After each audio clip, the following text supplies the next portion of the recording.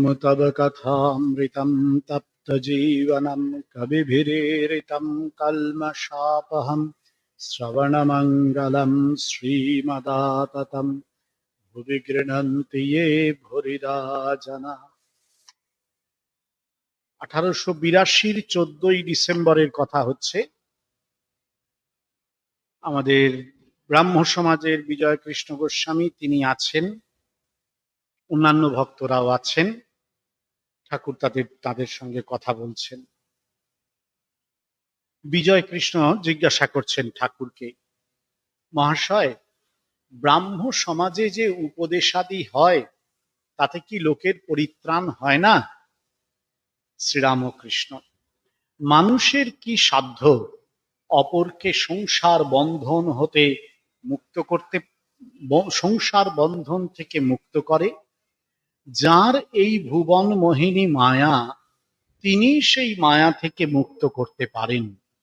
সচ্চিদানন্দ গুরু বই আর গতি নাই।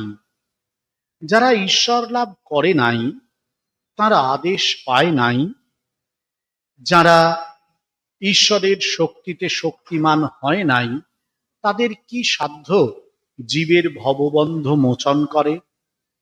আমি একদিন পঞ্চবটির কাছে কাজ দিয়ে ঝাউতলায় বাঁধে যাচ্ছিলাম। শুনতে পেলুম যে একটা কোলা ব্যাঙ খুব ডাকছে, বোধ হলো সাপে ধরেছে। অনেকক্ষণ পরে যখন ফিরে আসছি, তখনও দেখি ব্যাঙটা খুব ডাকছে। একবার উঁকি মেরে দেখলুম কি হয়েছে। দেখি একটা ঢোঁড়ায় ব্যাঙটাকে ধরেছে, ছাড়তেও পাচ্ছে না, গিলতেও পাচ্ছে না, ব্যাঙটার যন্ত্রণা ঘুরছে না। তখন ভাবলাম, ওরে, যদি জাত সাপে ধরতো, 3 ডাকের পর ব্যাঙটা চুপ হয়ে যেত। একটা ঢোঁড়ায় ধরেছে কিনা, তাই সাপটারও যন্ত্রণা, ব্যাঙটারও যন্ত্রণা। যদি সদ্গুরু হয়, জীবের অহংকার 3 ডাকে ঘুচে। গুরু কাঁচা হলে গুরুরও যন্ত্রণা, শিষ্যেরও যন্ত্রণা। শিষ্যের অহংকার আর ঘুচে না, সংসার বন্ধন আর কাটে না। কাঁচা গুরুর পাল্লায় পড়লে শিষ্য মুক্ত হয় না।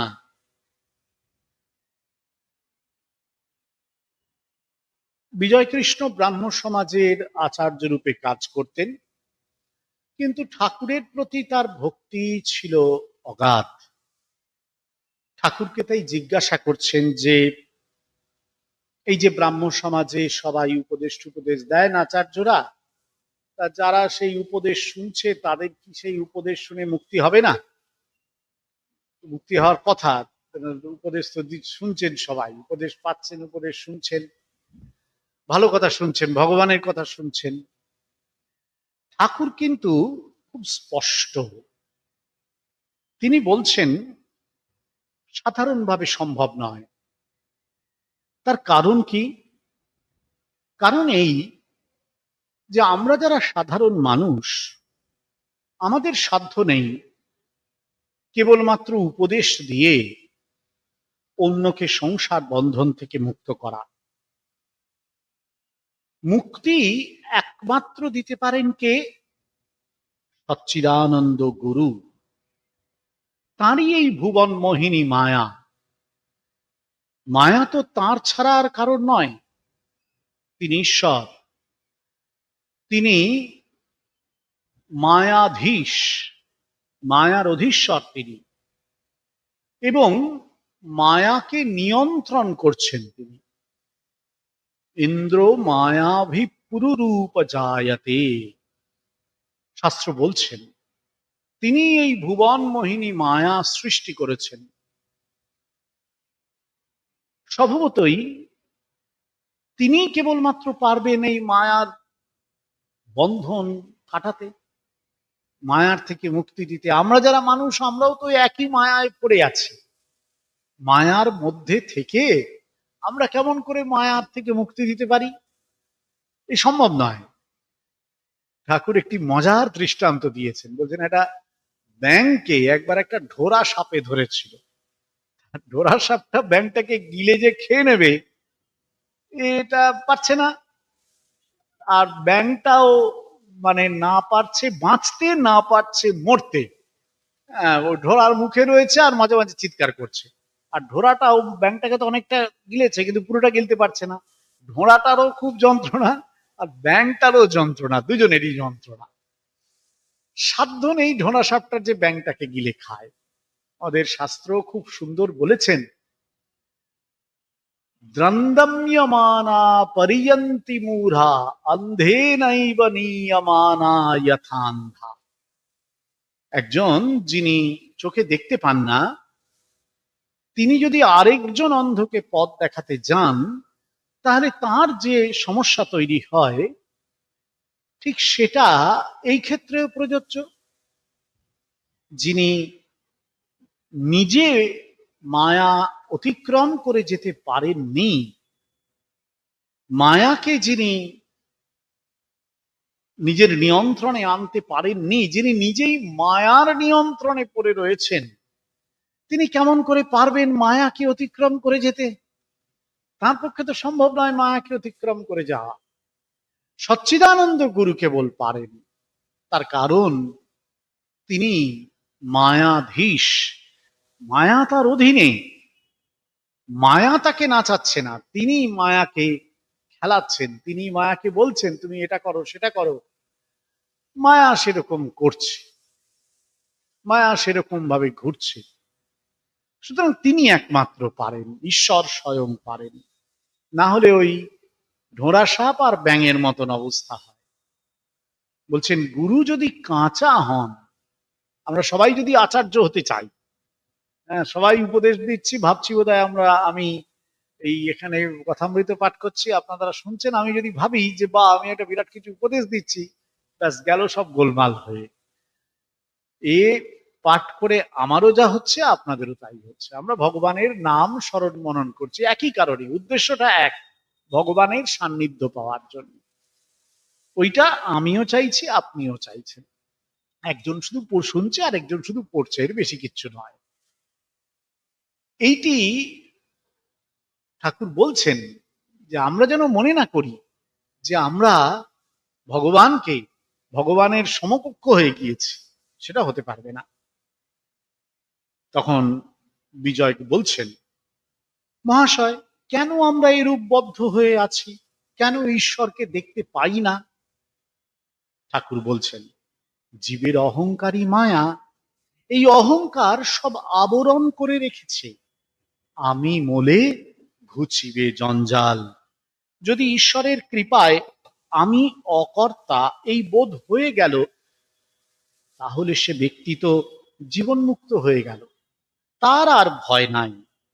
এই মায়া বা অহং যেন মেঘের স্বরূপ।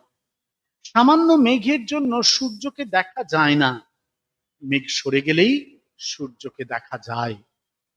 যদি গুরুর কৃপায় একবার অহং বুদ্ধি যায়, তাহলে ঈশ্বর দর্শন হয়। 2.5 হাত দূরে শ্রীরামচন্দ্র, যিনি সাক্ষাৎ ঈশ্বর, মধ্যে সীতারূপিণী মায়া। ব্যবধান আছে বলে লক্ষণ রূপ জীব সেই ঈশ্বরকে দেখতে পান নাই। এই দেখো, আমি এই গামছাখানা দিয়ে মুখের সামনে আড়াল করছি, আর আমায় দেখতে পাচ্ছ না, তবু আমি এত কাছে। সেরূপ ভগবান সকলের চেয়ে কাছে, তবু এই মায়া আবরণের জন্য, মায়া আবরণের দরুন তাকে দেখতে পারছো না। জীব তো সচ্চিদানন্দ স্বরূপ, কিন্তু এই মায়া বা অহংকারে তাদের সব নানা উপাধি হয়ে পড়েছে, আর তারা আপনার স্বরূপ ভুলে গেছে। এক একটি উপাধি হয় আর জীবের স্বভাব বদলে যায়। যে কালা পেরে কাপড় পরে আছে, অমনি দেখবে তার নিধুর টপ্পার টান এসে জোটে, আর তাস খেলা বা বেড়াতে যাবার সময় হাতে ছড়ি এইসব এসে জোটে। রোগা লোকও যদি বুট জুতা পরে, সে অমনি শীষ দিতে আরম্ভ করে, সিঁড়ি উঠবার সময় সাহেবদের মতন লাফিয়ে উঠতে থাকে। মানুষের হাতে যদি কলম থাকে, এমনই কলমের গুণ যে সে অমনি একটা কাগজ টাগজ পেলেই তার উপর ফ্যাস ফ্যাস করে টান দিতে থাকবে। টাকাও একটা বিলক্ষণ উপাধি, টাকা হলেই মানুষ আরেক রকম হয়ে যায়, সে মানুষ থাকে না। এখানে একজন ব্রাহ্মণ আসা যাওয়া করত, সে বাইরে বেশ বিনয়ী ছিল, কিছুদিন পরে আমরা কোন নগরে গেছিলাম, হৃদের সঙ্গে ছিল। নৌকা থেকে যাই নামছি, দেখি সেই ব্রাহ্মণ গঙ্গার ধারে বসে আছে, বোধহয় হাওয়া খাচ্ছিল। আমাদের দেখে বলছে, কি ঠাকুর, বলি আছো কেমন? তার কথার স্বর শুনে আমি হৃদয়কে বললাম, ওরে হৃদয়, এই লোকটার টাকা হয়েছে, তাই এইরকম কথা। হৃদয় হাসতে লাগলো। একটা ব্যাঙের একটা টাকা ছিল, গর্তে তার টাকাটা ছিল, একটা হাতি সেই গর্তটা ডিঙিয়ে যাচ্ছিল। তখন ব্যাঙটা বেরিয়ে এসে, একটা হাতি সেই গর্ত ডিঙিয়ে গিয়েছিল, তখন ব্যাঙটা বেরিয়ে এসে খুব রাগ করে হাতিকে লাথি দেখাতে লাগলো, আর বললে, তোর এত বড় সাধ্য যে আমায় ডিঙিয়ে যাস, টাকার এত অহংকার। মানে ঠাকুর অসাধারণ সব দৃষ্টান্ত দিয়েছেন, যে উপাধিগুলো এলে কেমন অদ্ভুত অদ্ভুত অহংকার এসে জোটে। বলছেন আমরা, বিজয় প্রশ্নটা করেছিলেন যে আমরা কেন বদ্ধ হয়ে আছি, কেন ঈশ্বরকে দেখতে পাচ্ছি না। ঠাকুর বলছেন এটা সোজা হিসাব। ঈশ্বরকে দেখতে পাচ্ছি না, তার কারণ হচ্ছে মায়ায় আমরা আবদ্ধ হয়ে আছি। মায়াটা কি? মায়াটা এই উপাধি। সেটা কিন্তু আসলে যদি আমার জ্ঞান হয়, তাহলে কিন্তু সেটাও নেই। জ্ঞানটা হলে মায়াটা কখন ভ্যানিশ হয়ে যাবে ঠিক নেই, কিন্তু জ্ঞান হয়নি, আমি মায়াটাকে আঁকড়ে ধরে রয়েছি। ওই জন্যই বলছেন মায়াটা হচ্ছে উপাধি। শাস্ত্রে উপাধির যে আলোচনা করা হয়েছে ভারী মজার। দৃষ্টান্তে দেওয়া হয়েছে, আপনারা এই দেখেছেন তো, যে সব সাদা সাদা পেপার ওয়েট বেরোয়, দেখেছেন নিশ্চয়ই সাদা পেপার ওয়েট। ধরুন সাদা একটা পেপার ওয়েট বেরিয়েছে, সেখানে যদি আপনি তার কাছে একটা লাল, খুব লাল রঙের কিছু রেখে দেন, দেখবেন সাদাটার মধ্যে লালটা ঢুকে ওটাকে লালচে লালচে দেখাচ্ছে। আমার এই চশমাটা তো এমনিতে সাদা, গ্লাসটা, এটার উপর যদি আমরা লাল সেলোফেন পেপার দিয়ে দিই, আপনাদের দেখতেই পাবো, কিন্তু ওটা পুরো লাল হয়ে যাবে। আপনারা সবাই লাল বা নীল বা হলুদ যে রং দেবো সেই রঙের হয়ে যাবে। কিন্তু এটাকে সরিয়ে দিলে আবার কিন্তু ঠিকই। ওইটা হচ্ছে উপাধি, যে এসে পাল্টে দেয়, কিন্তু নিজে পাল্টায় না। নিজে কিন্তু ঠিক থাকে, কিন্তু আসলে যার কোনো অস্তিত্ব নেই, যার ভ্যালু নেই কোনো, সে শুধু আসে একটু পাল্টে দেওয়ার জন্য। আমি স্বয়ং সচ্চিদানন্দ স্বরূপ, কিন্তু আমি সেটা বুঝতে পারছি না। কেন বুঝতে পারছি না? তার কারণ আমি নানান আসক্তিতে বন্দী হয়ে আছি। শরীর, মন, পদ, অর্থ, খ্যাতি, যশ, কত কিছু আমার আছে। সুতরাং সেই সমস্ত কিছুগুলো নিয়ে আমি তো বন্দী হয়ে আছি। ওগুলো হচ্ছে এক একটা উপাধি। যতগুলো উপাধি আসছে, আর মায়া তত বেশি মোটা হচ্ছে। মায়ার পর্দাটা, পর্দাটা শুরু হচ্ছে না, কিন্তু ক্রমাগত মোটা হতে থাকছে। আর তত আমার যে ভেতরের স্বরূপটাকে আমি ভুলে যাচ্ছি, আমি যে সেই সচ্চিদানন্দ ভুলে যাচ্ছি। তাহলে আমি আমার আমার জ্ঞান হচ্ছে না। ওইটাই আমার জ্ঞান হওয়ার কথা ছিল, যে আমি সচ্চিদানন্দ স্বরূপ, কিছুই হচ্ছে না। তার কারণ ওই যে আবরণটা রয়েছে। ঠাকুর একটার পর একটা দৃষ্টান্ত দিয়েছেন, ভারী মজার মজার দৃষ্টান্ত সব। প্রথম একটা দৃষ্টান্ত দিয়েছেন, সেটা খুব ইন্টারেস্টিং, রামায়ণের। আমরা জানি রামায়ণের বনে যাচ্ছেন, রাম সামনে, মাঝে সীতা, এপাশে লক্ষ্মণ। বলছে লক্ষ্মণ রামকে দেখতে পাচ্ছেন না। কেন দেখতে পাচ্ছেন না? যে মাঝে মায়ারূপিণী সীতা, সরে গেলেই কিন্তু রাম আছেন, রাম নেই তা কিন্তু নয়। সীতা আছেন বলে রামকে দেখা যাচ্ছে না, সীতা হচ্ছেন মায়ারূপিণী সীতা। এরপরে যে দৃষ্টান্ত গুলো দিচ্ছেন কেউ দারুণ। আসলে ঠাকুর তো মানে দারুণ অবজার্ভ করতে পারতেন। ঠাকুরের যে পাওয়ার অব অবজারভেশন, পর্যবেক্ষণের শক্তি, তার কোনো তুলনা ছিল না একেবারে। মানে বড় বড় সাহিত্যিক, কবি সাহিত্যিকরা হার মেনে যাবেন। যেখান দিয়ে যেতেন সবকিছু চট করে চোখের মধ্যে ধরা পড়তো, আর মাথায় ঢুকে যেত, আর সেগুলো তুলনায় চলে আসতো। আজকের যুগে যদি থাকতেন, মোবাইল, ইন্টারনেট, কম্পিউটার, এআই কিচ্ছু বাদ যেত না, তার দৃষ্টান্তে সব চলে আসতো। সেই সময় সদ্য ইলেকট্রিক এসেছে, তাতে ইলেকট্রিক চলে এসছে, রেলগাড়ি চলে এসছে, সব চলে এসছে। মানে সে যা চোখের সামনে দেখেছেন সব চলে এসছে ওনার দৃষ্টান্তে। বলছেন এটা তো 19th সেঞ্চুরি বেঙ্গল। তা আপনারা জানেন 19 শতকের প্রথম দিকে বাংলায় কবিওয়ালারা ছিলেন, যারা ওই টপ্পা গান গাইতেন। নিধুবাবুর টপ্পা খুব বিখ্যাত ছিল। এবার এরা হচ্ছেন একটুখানি কলকাতার বাবু গোষ্ঠী, মানে ধরুন একটু কাঁচা টাকাওয়ালা মানুষ ছিলেন, নানান রকম ভাবে টাকা ওড়াতেন, খুব অসৎ, মানে নৈতিকতাহীন চরিত্রের মানুষ ছিলেন এরা। এদের নিয়ে অনেক সাহিত্যিক আলোচনা করেছেন, বঙ্কিমচন্দ্র সহ। মধুসূদনও বলেছেন, বঙ্কিমচন্দ্র বলেছেন, প্রচুর অনেকে বলেছেন। তা ঠাকুর এদের দৃষ্টান্তটা তুলে এনেছেন, বলছেন যে যদি কালা পেরে কাপড় পরেছে, অমনি দেখবে নিধুর টপ্পার টান এসে জোটে তাস খেলা, সেই সময় এগুলো হচ্ছে খুব একটা এক একটা ধরুন আভিজাত্য বাবুয়ানার প্রতীক।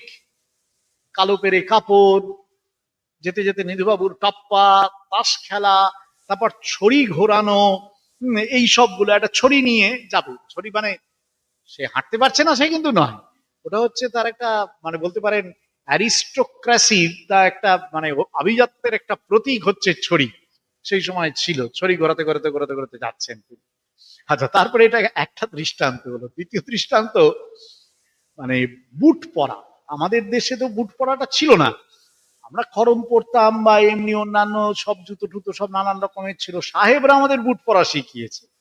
সাহেবদের দেশে বুট পরা দরকার ছিল, কিন্তু আমরা ওটা নকল করেছি। সেই সময় ঊনবিংশ শতাব্দীতে এই বুট পরা চলে এসেছে, আর বুটের একটা আলাদা আওয়াজ আছে। সাহেবরা খুব, সাহেবরা একটু ওই দেশের মানুষ, তারা একটু শক্তিশালী হতো, স্বাস্থ্যবান হতো। সাহেবরা বুট পরে সিঁড়ি ডিঙে ডিঙে চলে যেত, লম্বা টম্বার মানুষ হতো তো। ঠাকুর ওটা দেখেছে, ওটা দেখেছেন শুধু নয়, ওদেরকে যারা নকল করে তাদের দেখেছেন। বলছেন রোগা লোক সে যেই বুট জুতো পরেছে অমনি শীষ দিতে শুরু করেছে। সাহেবরা শীষ দিতে বলছে, হুইসল, শীষ দেয়া আর কি, হুইসলিং, শীষ দিতে শুরু করবে। আর কি করবে, সিঁড়ি উঠবার সময় সাহেবদের মতো লাফিয়ে লাফিয়ে উঠে যাবে। দুটোই কিন্তু দেখেছেন, সাহেবদেরও দেখেছেন, আবার এইসব যারা নকল করে, অনুকরণ করে ঊনবিংশ শতাব্দীর এই যে অত্যন্ত মেরুদণ্ডহীন নকল নবিশি এক জাত, তাদের প্রতিনিধিদের তিনি দেখেছেন এবং কি ভয়ানক তাদের মানে ব্যঙ্গ করছেন। তারপর বলছেন পণ্ডিত, সে যদি মানুষের হাতে যদি কলম থাকে, সঙ্গে সঙ্গে কলমের ব্যবহার করতে হবে, তো কাগজ নিয়ে লিখতে শুরু করে দেবে। মানে কলম আছে যেহেতু লিখতে শুরু করতে হবে। বলছেন এই প্রত্যেকটাই হচ্ছে এক একটা উপাধির মতন, যেগুলো আমার মধ্যে এক একটা অহং তৈরি করছে, অহং ভাব। আমি অমুক, বুর্জুত পড়েছি সুতরাং আমার মনে হয় আমি সাহেবের মতন ফিট, কালাপেরে কাপড় পরেছি সুতরাং আমি নিদুল বাবুর টপ্পা গাইতেই হবে, কলম আছে সুতরাং আমি পণ্ডিত, আমাকে লিখতে হবে কিছু। হ্যাঁ, এগুলো তো এক একটা। এরপরে দুটো বাস্তব দৃষ্টান্ত বলছেন, টাকা একটা উপাধি, অর্থ কৌলিন্য, বিরাট কৌলিন্য। কিন্তু মানে একটা সময় ধরুন আমাদের জাতিভেদ প্রথা ছিল, এটা সামাজিক। স্বামীজি বারবার বলছেন সমাজগত, এর সঙ্গে সত্যি স্বামীজি বলছেন এর সঙ্গে ধর্মের তেমন ভেতরের কোনো যোগ ছিল না। জাতিভেদ প্রথা কিন্তু উঠে যায়নি, ইউরোপীয় সভ্যতা নতুন জাতিভেদ নিয়ে এসছে এবং সেখানে এই অর্থের ভিত্তিতে জাতিভেদ তৈরি হয়েছে। টাকা আছে, টাকা নেই, উচ্চবিত্ত, মধ্যবিত্ত, তারপর এখন আরো ভাগ হয়েছে উচ্চবিত্ত, উচ্চ মধ্যবিত্ত, নিম্ন মধ্যবিত্ত, নিম্নবিত্ত। দেখুন চারটে জাত হয়ে গেছে কিন্তু। হ্যাঁ, আমাদের ব্রাহ্মণ গোত্রীয় বৈশ্য শূদ্র ছিল, এখন এরা নতুন চারটে বেরিয়ে গেছে, উচ্চবিত্ত, উচ্চ মধ্যবিত্ত, নিম্ন মধ্যবিত্ত, নিম্নবিত্ত। আরো তলায় অনেক এসছে, অনেক নতুন নতুন টার্ম এসছে, নিম্ন বর্গ এসছে, কত রকম অর্থনৈতিক ভিত্তিতে এসেছে। এই টাকা একটা কিন্তু অদ্ভুত ইন্ডিকেটর, ফ্রেম অফ রেফারেন্স। যার টাকা আছে দেখবেন তাকে কিন্তু আমরা সবাই একটু মান্যগণ্য করি, ওর খুব অর্থ হয়েছে। এই বাবা মারা বলেন না, ছেলে মেয়ের, আমাদের তো এত সব স্কুল কলেজ আছে, আমরাও মায়ের কৃপায় ঠাকুরের কৃপায় সেখানে একটু থাকার সুযোগ পেয়েছি। দেখি তো বাবা মারা আসেন, এসে সবসময় বলেন, মা মহারাজ দেখবেন ছেলেটাকে আপনাদের কাছে দিয়ে গেলাম যেন মানুষ হয়। এবার ধরুন কোন ছেলে সত্যি সত্যি সত্যিকারের মানুষ হয়ে উঠলো, কিন্তু তেমন রোজগার পাতি করছে না, কিন্তু সত্যি সত্যি সৎ, সত্যবাদী, শৃঙ্খলা পরায়ণ, সহৃদয়, পরার্থপর মানুষ হয়ে উঠলো। বাবা মা কিন্তু খুশি হবেন না। তার চেয়ে বরং যদি কোটি টাকা রোজগার করে, তার তিনি খুব খুশি হবেন, মানুষ হয়েছে ছেলে আমার। হ্যাঁ, আমাদের সেই অনেকে তো, আমরাও যেমন বুঝছেন সাধু হয়েছি, এরকম তো অনেকেই সাধু হতে আসে। যারা সাধু হতে আসেন তাদের বাবা মা প্রচন্ড কান্নাকাটি করে। আমি অনেক অনেক সময় বলি, আচ্ছা আপনারা এমন কাঁদছেন যেন ছেলেটা জেলে ঢুকে গেছে। কুইচাটা ভয়ানক অপরাধ টপরাধ করেছে, করে বোধহয় পুলিশ টুলিশ ধরে নিয়ে গেছে, ধরে বোধহয় দিনে এরকম কান্নাকাটি শুরু করে দিয়েছে। এ তো খারাপ কাজ কিছু করেনি, কিন্তু বরং বংশের নাম উজ্জ্বল করছে, কত ভালো কাজ করছে। বলছে, না মহারাজ কি যে হলো আপনি বুঝতে পারবেন না, সব আমার চলে গেল। হ্যাঁ, কি যে চলে গেল বুঝতে পারি না আর কি। কিন্তু ওই যে মূল কারণটা হচ্ছে কিন্তু অর্থ, মানে অর্থটা হচ্ছে, মানি ইজ দ্য ইন্ডিকেটর। যে অর্থের দিক থেকে যদি কেউ সম্পন্ন হয় তাহলে তাকে আমরা সর্বোচ্চ মূল্য দিই আমাদের সমাজে। এটা কিন্তু ভারতীয় সমাজে ছিল না। ভারতীয় সমাজে ছিল, ওই জন্য ব্রাহ্মণ ছিল সবার উপরে। ব্রাহ্মণ মানে কি, উপবিদ থাকলেই ব্রাহ্মণ তা কিন্তু নয়। যিনি সত্যবাদী, যিনি জিতেন্দ্রিয়, যিনি পবিত্র, অধ্যয়ন করেন, অধ্যাপনা করেন, যিনি ঈশ্বর উপলব্ধি করবার পথে এগিয়েছেন, সাধন ভজন করেন, তাকে সম্মান করতে তিনি হচ্ছেন সবার উপরে, তাকে বলা হচ্ছে ব্রাহ্মণ। তারপরে আসছেন ক্ষত্রিয়, যিনি রাজ্য শাসন করবেন, তাকেও পণ্ডিত হতে হবে। তারপরে বৈশ্য, যিনি অর্থের জোগাড় দেবেন। খেয়াল করুন, এখন কিন্তু চেঞ্জ হয়ে গেছে। এখন পুরোটাই ওপর দিকে চলে আসছে, অন্য দিকটা চলে আসছে। ঠাকুর বুঝতে পেরেছিলেন এটা 19 সেঞ্চুরিতে দাঁড়িয়ে। ঠাকুর দুটো এখানে একটা ওর বাস্তব অভিজ্ঞতা দেখিয়ে কথা বলেছেন, যে একজন ব্রাহ্মণ, কোন্নগরের ব্রাহ্মণ, তার ঠাকুরের কাছে যাতায়াত করতো, খুব সে বিনয়ী ছিল। তা একদিন ঠাকুর যখন কোন্নগরে গেছেন, তখন সে গঙ্গায় বসে ধারে বসে হাওয়া খাচ্ছিল, হঠাৎ ঠাকুরকে দেখে, মানে খুব একটা মানে বলতে পারেন একটা বেশ অহংকারী চালে সে বলছে, কি ঠাকুর, বলি আছো কেমন? ঠাকুর তার গলার স্বর, ইন্টোনেশন, তার যে স্বরক্ষেপণ, সেটা শুনেই বুঝতে পেরে গেছে অসাধারণ। তো মানে ঠাকুরের অবতার পুরুষ সে তো বটেই, সেটা তো অবশ্যই, কিন্তু ওর যে মানে প্রতিভা, বুদ্ধি, মেধা, তার তো তুলনা নেই কোনো। অবতার পুরুষ বলেই ওরকম সম্ভব। ঠাকুর হৃদয়কে বলছেন যে ওর খুব টাকা হয়েছে, ওই জন্য ওই রকম ভাবে কথা বলছে, আগে ভাবে কথা বলতো না। আর দ্বিতীয় দৃষ্টান্তটা আরো সুন্দর, মানে কল্পনা করলেই কিরকম দেখবেন, প্রচন্ড হাসি পায় আর মজা লাগে। একটা ব্যাঙ, সে গর্তের মধ্যে আছে, তার একটা টাকা আছে, সেই গর্তটা পার হয়ে গেছে একটা হাতি। এবার ব্যাঙটা বেরিয়ে এসে সেই হাতিটাকে লাথি দেখাচ্ছে, বলছে যে তোর এত সাহস যে আমার গর্ত ডিঙিয়ে যাস, জানিস আমার টাকা আছে। মানে হাতিটার ওই যে পাটা, পায়ে একটা সাইড যদি ব্যাঙের গায়ে একটু লাগে, ব্যাঙটা মুহূর্ত মধ্যেই কিন্তু কি হয়ে যাবে। কিন্তু সেই ব্যাঙ এসে টাকা থাকার জন্য হাতিকে লাথি দেখাচ্ছে। কি অদ্ভুত, মানে ঠাকুরের কল্পনাটি দেখুন, অসাধারণ কল্পনা। এবং বোঝাচ্ছেন যে অর্থ মানুষের সভ্যতাকে কিনে নিচ্ছে। Dollar king, dollar is becoming king. অর্থ হয়ে উঠছে আমাদের সভ্যতার নিয়ন্ত্রক শক্তি। আজও খেয়াল করুন, অর্থ আমাদের সভ্যতার নিয়ন্ত্রক শক্তি হয়ে উঠছে। ভারতের সভ্যতা, ঠাকুর যে আধ্যাত্মিক সভ্যতার প্রতীক পুরুষ, পুরাণ পুরুষ, সেটা কিন্তু কখনোই তা ছিল না, নয়। এটি হচ্ছে সবচেয়ে অসাধারণ। স্বামীজি বলেছিলেন না, অনেকদিন পরে ভারত আবার উঠবে, কিন্তু জ্বরের শক্তিতে নয়, চৈতন্যের শক্তিতে। জ্বরের শক্তি ওই অর্থকে ফ্রেম অফ রেফারেন্সে রাখে, তাকে ইন্ডিকেটর রাখে, তার মাধ্যমে, ওই অর্থের মাধ্যমে সবকিছুকে সে মূল্য দেন। কিন্তু ভারত চৈতন্যের শক্তিতে উঠবে। সে কিন্তু অর্থকে অবহেলা করছে তা নয়, কিন্তু ভারতীয় সভ্যতায় সরস্বতীর বন্দনা, মেধার বন্দনা, চৈতন্যের জয়ধ্বনি ভারতীয় সভ্যতায়। এটা হচ্ছে ভারতীয় সভ্যতার সবচেয়ে বড় লক্ষণ। ঠাকুর এটাকে মানে এর বিপরীতটা দেখছেন ঊনবিংশ শতাব্দীতে, এবং ঊনবিংশ শতাব্দীর সমাজকে, ঊনবিংশ শতাব্দীর ইতিহাসকে, ঔপনিবেশিক ভারতবর্ষকে, তার যাবতীয় পরানুকরণকে, দাসত্ব বোধকে তীব্র কটাক্ষে জর্জরিত করছেন। সমকালে বোধহয় আর কেউ এইভাবে করতে পারেননি, ঠাকুর করতে পেরেছেন। এবং এটার মধ্য দিয়ে তিনি দেখাচ্ছেন যেই এই উপাধি মানুষকে ঈশ্বরের থেকে দূরে সরিয়ে রেখে দেয়, তার অহংবোধ বাড়ায়, তাকে আসক্ত করে পৃথিবীতে, মায়ার অধীন করে রাখে।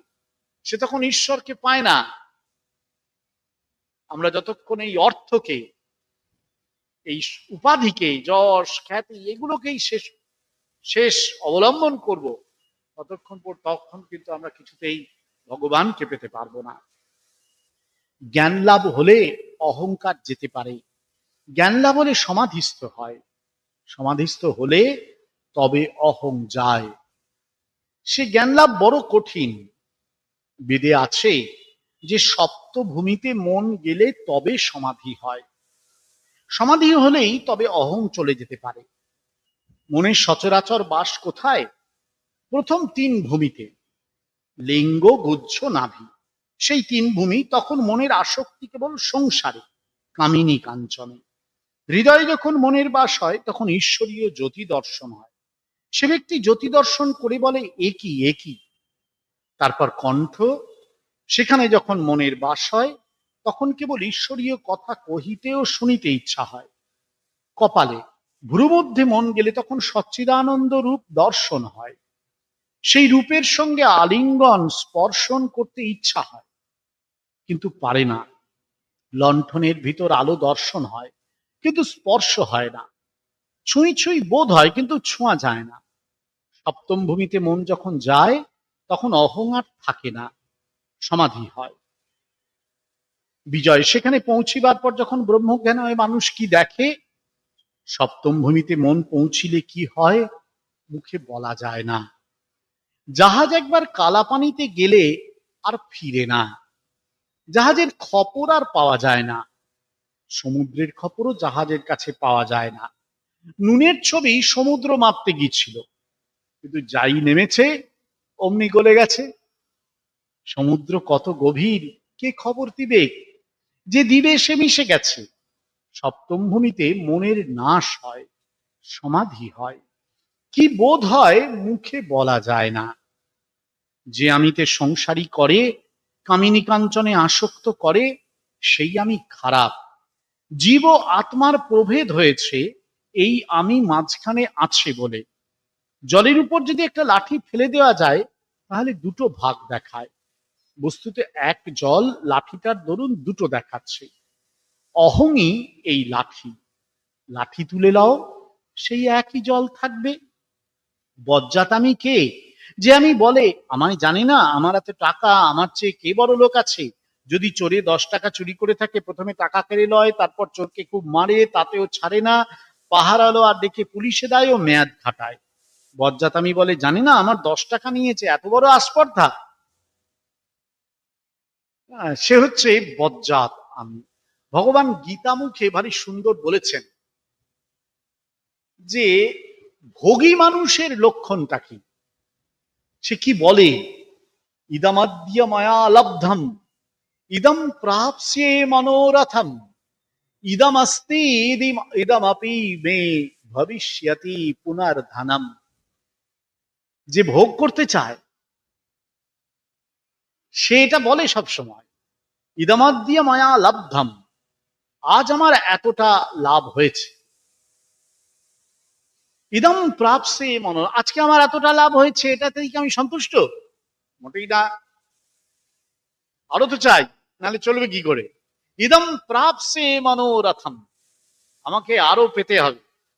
ইদম আস্তি, এতটা ধন আমার আছে, ইদমপি মে ভবিষ্যতি পুনর্ধনম, ভবিষ্যতে আরো আমার এই ধন লাগবে।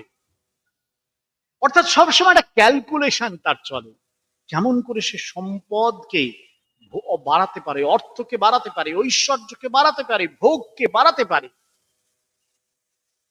সবসময় তার ক্যালকুলেশন চলে। এটা ভগবান থেকে দূরে সরিয়ে নিয়ে যায়। ঠাকুর একে বলছেন বজ্জাত আমি। মানুষ এই বজ্জাত আমির থেকে দূরে সরে যেতে পারে কি করে? কি করে মুক্তি পেতে পারে? বলছেন ঠাকুর যে আস্তে আস্তে মনকে ভগবানের কাছে নিয়ে যেতে হয়, তখন সে বুঝতে পারে মন যখন হৃদয়ে আসে, ঠাকুর বলছেন, তখন ঈশ্বরের জ্যোতি দর্শন হয়। আর যখন কণ্ঠে আসে, তখন কেবলমাত্র ভগবানের কথা শুনতে ইচ্ছা হয়।